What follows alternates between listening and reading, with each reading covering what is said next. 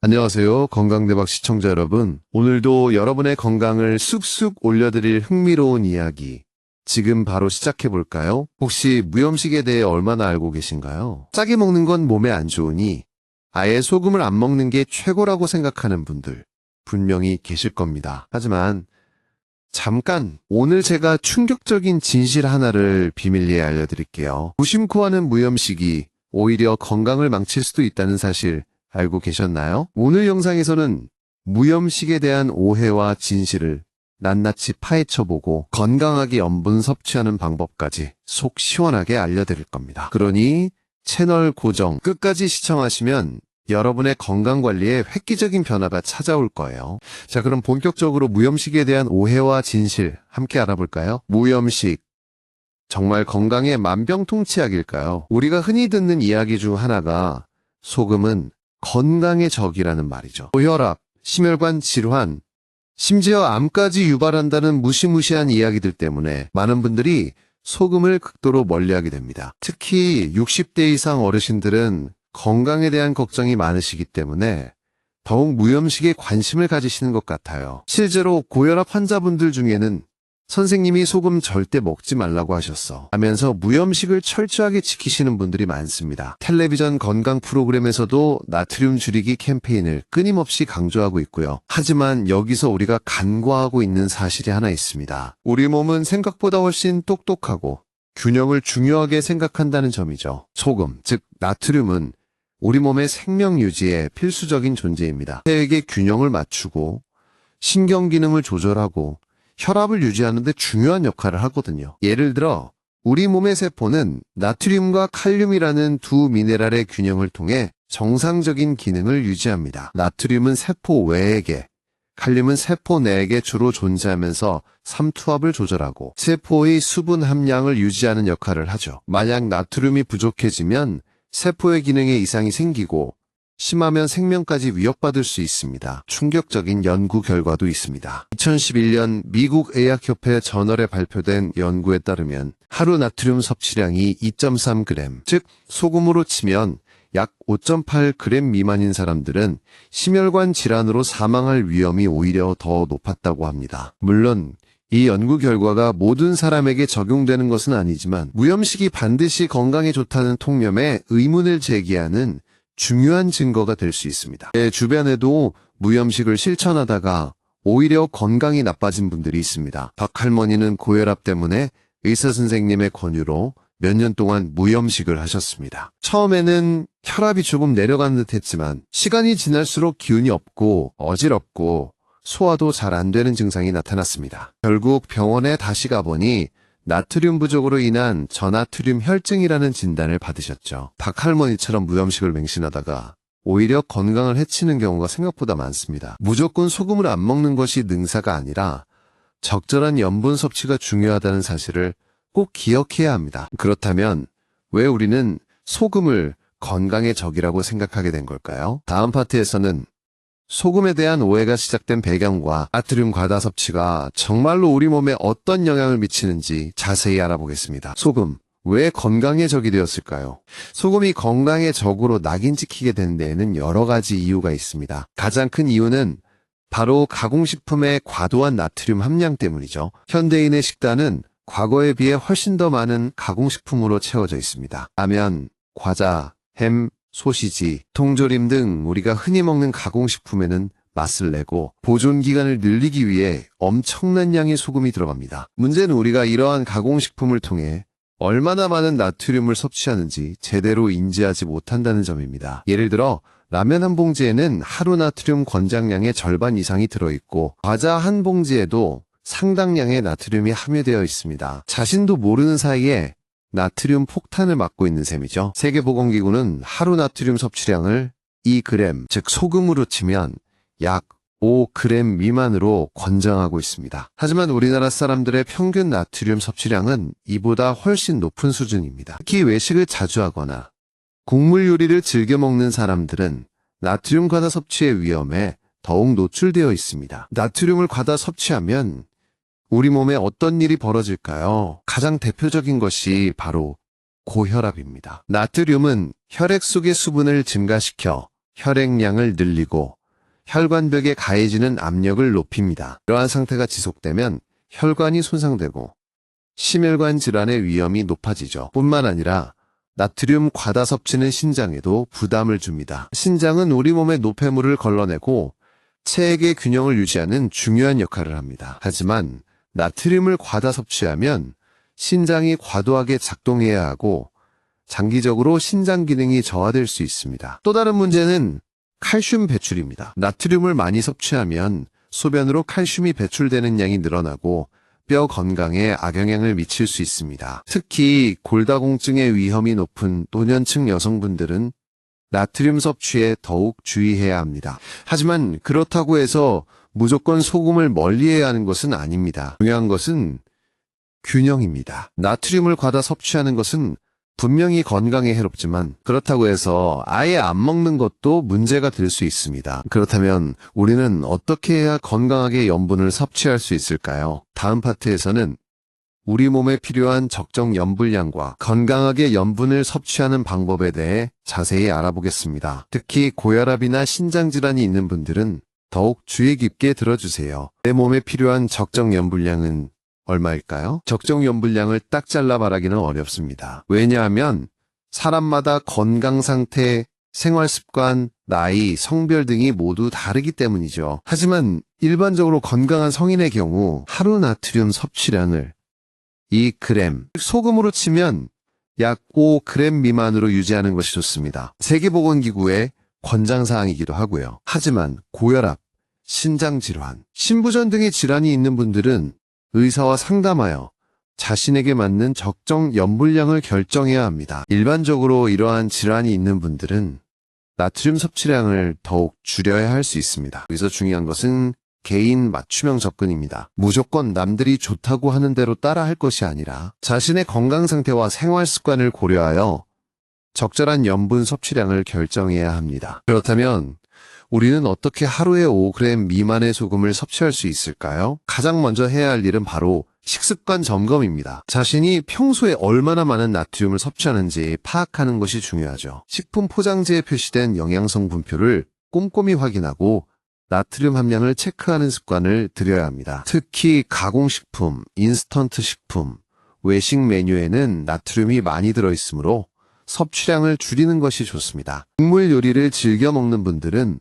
국물 섭취량을 줄이는 것이 좋습니다. 국물에는 나트륨이 많이 녹아있기 때문에 국물만 안 먹어도 나트륨 섭취량을 상당히 줄일 수 있습니다. 반찬을 만들 때도 소금 사용량을 줄이는 것이 좋습니다. 간장, 된장, 고추장 등의 장류에도 나트륨이 많이 들어있으므로 사용량을 최소화해야 합니다. 대신 향신료나 허브를 활용하여 음식에 풍미를 더하는 방법을 시도해 볼 수 있습니다. 예를 들어 생선 요리를 할 때 소금 대신 레몬즙이나 후추를 사용하고 채소볶음을 할 때 간장 대신 마늘이나 생강을 사용하는 것이죠. 또 다른 방법은 칼륨 섭취를 늘리는 것입니다. 칼륨은 나트륨 배출을 돕고 혈압을 낮추는 효과가 있습니다. 칼륨이 풍부한 식품으로는 바나나, 감자, 시금치, 토마토 등이 있습니다. 하지만 신장질환이 있는 분들은 칼륨 섭취에 주의해야 합니다. 신장 기능이 저하되면 칼륨 배출이 어려워지고 고칼륨혈증이 발생할 수 있기 때문입니다. 따라서 신장질환이 있는 분들은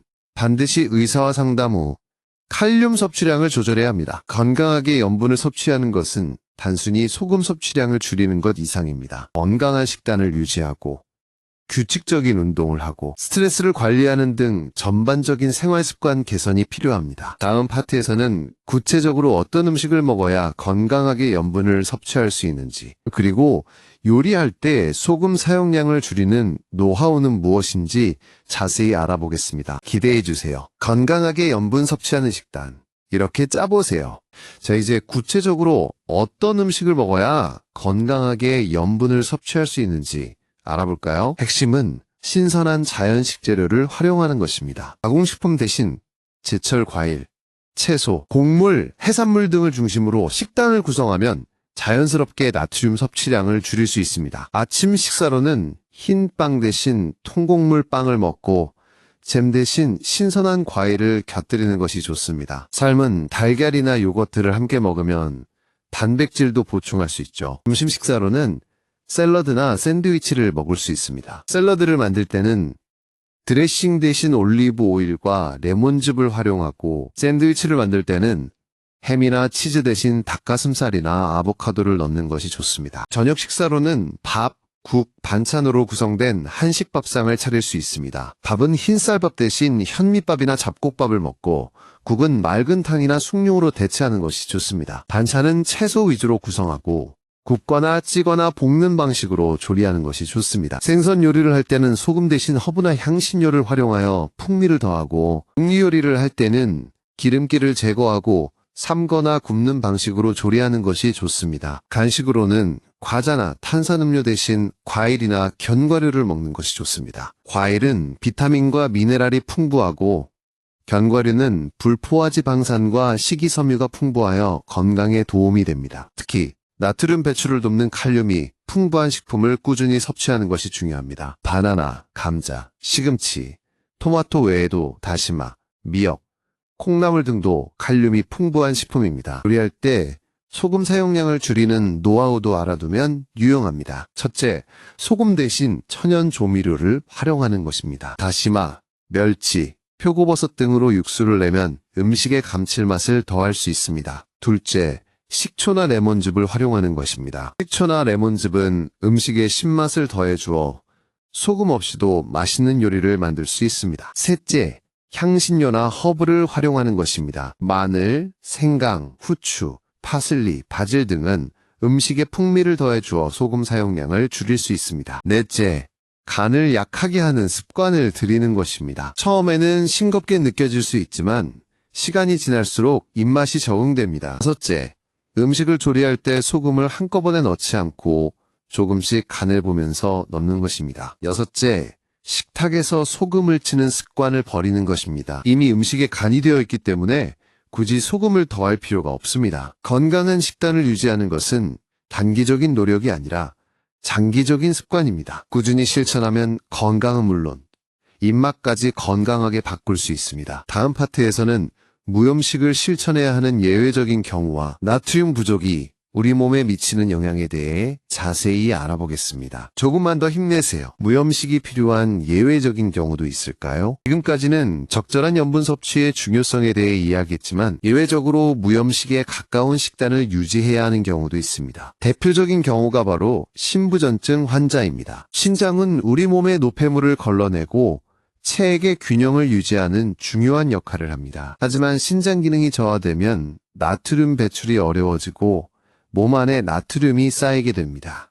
이는 부종, 고혈압, 신부전 등의 합병증을 유발할 수 있죠. 따라서 신부전증 환자는 반드시 의사의 지시에 따라 나트륨 섭취량을 엄격하게 제한해야 합니다. 투석 치료를 받는 환자의 경우에는 더욱 철저한 관리가 필요합니다. 또 다른 경우는 특정 약물 복용 시입니다. 스테로이드 제제나 일부 혈압약은 나트륨 저류를 유발할 수 있습니다. 이러한 약물을 복용하는 경우에는 의사와 상담하여 나트륨 섭취량을 조절해야 합니다. 하지만 신부전증 환자나 특정 약물 복용자 외에는 무염식을 굳이 고집할 필요가 없습니다. 오히려 무리한 무염식은 건강에 해로울 수 있다는 점을 명심해야 합니다. 그렇다면 나트륨이 부족하면 우리 몸에 어떤 문제가 생길까요? 나트륨 부족은 저나트륨 혈증이라는 상태를 유발할 수 있습니다. 저나트륨 혈증은 혈액 속 나트륨 농도가 정상 범위 이하로 떨어지는 것을 의미합니다. 저나트륨 혈증의 증상으로는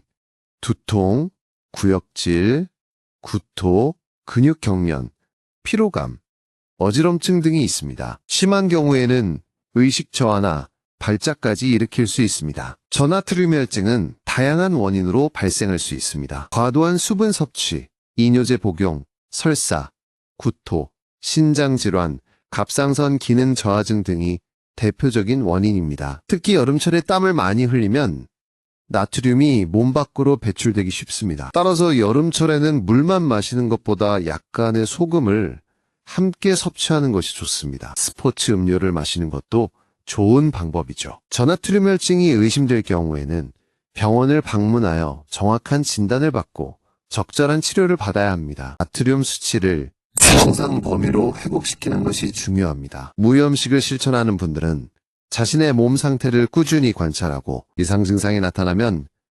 즉시 의사와 상담해야 합니다. 무조건 소금을 안 먹는 것이 능사가 아니라 자신의 몸에 맞는 적절한 염분 섭취가 중요하다는 사실을 다시 한번 강조하고 싶습니다. 이제 마지막 파트에서는 오늘 배운 내용을 정리하고 여러분의 건강한 식습관을 위한 응원의 메시지를 전달하겠습니다. 끝까지 함께 해주세요. 건강한 식습관.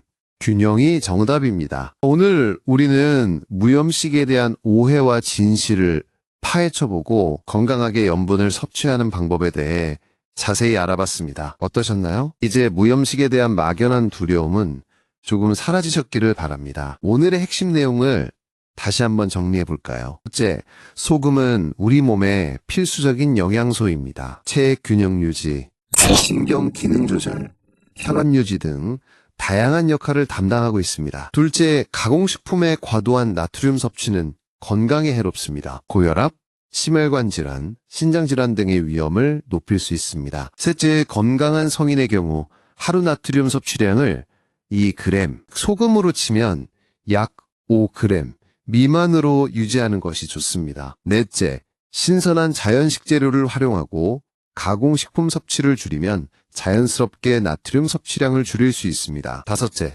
칼륨이 풍부한 식품을 꾸준히 섭취하면 나트륨 배출을 돕고 혈압을 낮추는 효과가 있습니다. 여섯째, 무리한 무염식은 오히려 건강에 해로울 수 있습니다. 저나트륨 혈증을 유발할 수 있으며 두통, 구역질, 구토, 근육 경련 등의 증상을 동반할 수 있습니다. 일곱째, 신부전증 환자나 특정 약물 복용자는 예외적으로 무염식에 가까운 식단을 유지해야 할 수 있습니다. 반드시 의사와 상담 후 식단을 결정해야 합니다. 기억하세요. 건강한 식습관의 핵심은 바로 균형입니다. 너무 짜게 먹는 것도 너무 싱겁게 먹는 것도 모두 건강에 좋지 않습니다. 자신의 몸 상태에 맞는 적절한 염분 섭취가 중요하다는 사실을 꼭 기억해 주세요. 무엇보다 중요한 것은 꾸준한 실천입니다. 오늘부터 작은 변화라도 시도해 보세요. 가공식품 섭취를 줄이고 채소 섭취를 늘리고 요리할 때 소금 사용량을 줄이는 것만으로도 충분합니다. 건강은 하루아침에 만들어지는 것이 아닙니다. 꾸준한 노력과 관심이 있어야